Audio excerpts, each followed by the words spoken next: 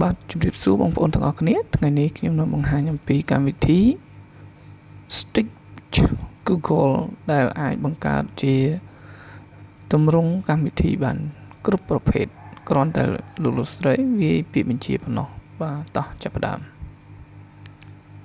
កុំភ្លេចជួយ Subscribe Channel របស់ខ្ញុំបាទមួយផងអរគុណអញ្ចឹងយើងចូលទៅកាន់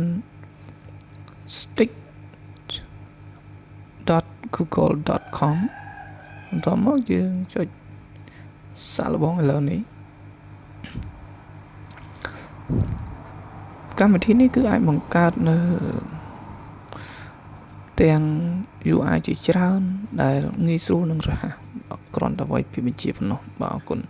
ទីមួយខ្ញុំវាយពាក្យបញ្ជាថាបង្កើតកម្មវិធីកម្មង់អាហារចឹងនេះជាកម្មវិធីដែល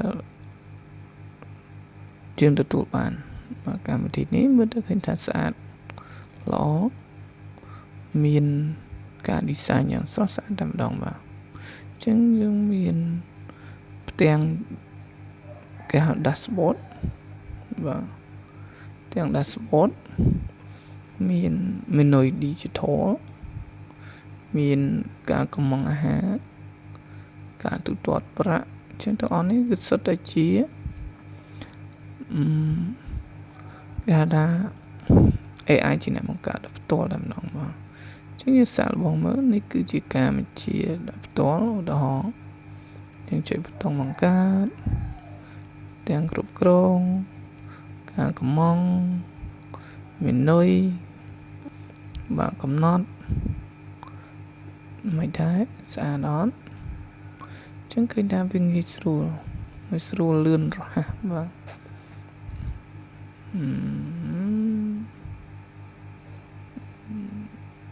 ស្អាតអញ្ចឹងកម្មវិធីនេះអាចនឹងមកជំនួស Figma ហើយតែមើលបាទអញ្ចឹងមានប៉ុណ្ណឹងសម្រាប់ការចែករំលែកក្នុងការបង្កើតកម្មវិធីនេះសូមបងប្អូនអាចចូលរួមនិងស្រាវជ្រាវរកមើលទាំងអស់គ្នាពាក់ព័ន្ធទៅនឹងកម្មវិធីនេះជូនពរសំណាងល្អ